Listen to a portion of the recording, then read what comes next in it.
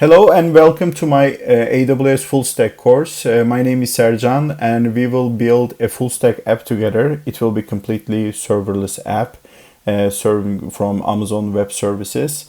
And I wanted to pick a real world problem. At least for my world, there is this problem. I'm originally from Turkey and a lot of earthquakes are happening in Turkey.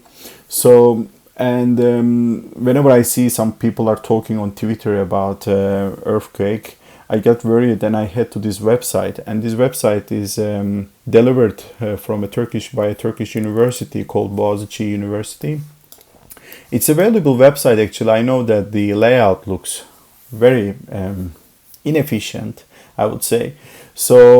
And then when I get to this website, I just for example, right now it's like the first thing that's catching my eyes is like this 7.7.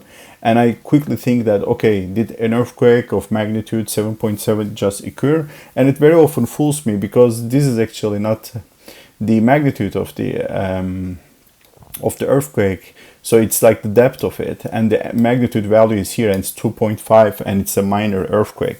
But I find it very disturbing, and I also realized I checked it with some of my friends on their Google account, so that when you write in Turkish like this son depremler, which means latest earthquakes, and then hit enter, then Google, the first result is this website actually. So the reason is actually simple, that this website has quite valuable data in it, and they deliver the data like timely because they have lots of sensors around Turkey, and they also report some of the earthquakes that happen in Greece or in also Iran or Iraq, so neighbor countries of Turkey.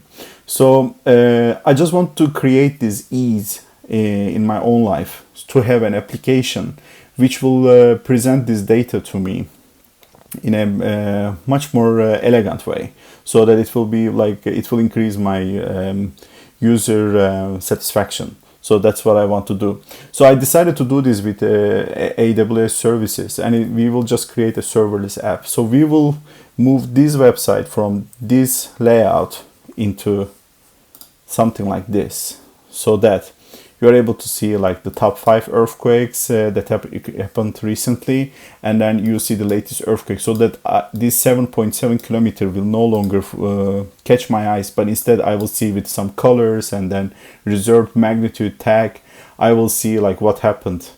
So this is what we will be creating together. And here I would like to show you, I created a diagram, so we will be following, and this is a crash course, and it will, I think it's almost 4 hours, I guess it will be. So we have 2 parts here, the data ingestion and data consumption. So we will be fetching the data with a Lambda function. So we will use AWS Lambda in Python, and we will fetch data from this website, Kandil Observatory, that's how I will call it. And then we will implement a cron job with EventBridge service of AWS, so that every 10 minutes this function will go to this website and it will fetch the data and parse it and load it into my DynamoDB database. And I will also use, because I don't want you also to have a huge bill on your AWS account, so that we are using TTL. We will be deleting the data every day. After 24 hours, it's been loaded into the database.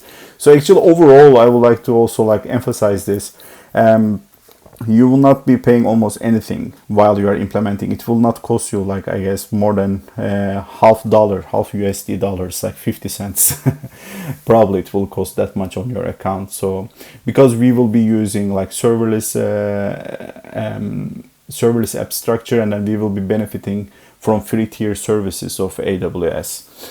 So later on, I also I will create another Lambda function which will fetch the data from DynamoDB table, and I will put an API gateway, and this API gateway will communicate with an S3 bucket where I will place our React application, and then we will also distribute it from CloudFront content delivery network with edge locations, and then I will show you how all this process is working.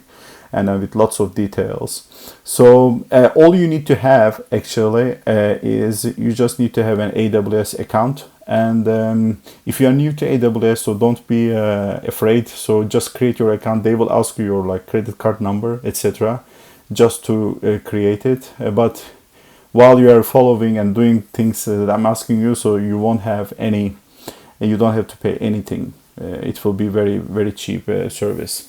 So that's it. And then we will start with the DynamoDB.